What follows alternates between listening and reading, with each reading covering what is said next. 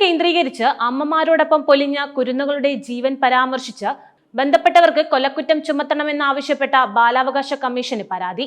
അമ്മമാരുടെ ആത്മഹത്യയിലോ കൊലപാതകത്തിലോ കുട്ടികൾ മരണപ്പെടുന്നത് ഒരിക്കലും അവരുടെ സ്വന്തം തീരുമാനപ്രകാരമല്ലെന്നും ഇത് കുട്ടികളെ മനഃപൂർവ്വം കൊലപ്പെടുത്തുന്നതിന് തുല്യമാണെന്നും ചൂണ്ടിക്കാട്ടി ബാലാവകാശ കമ്മീഷന് പരാതി കിട്ടി.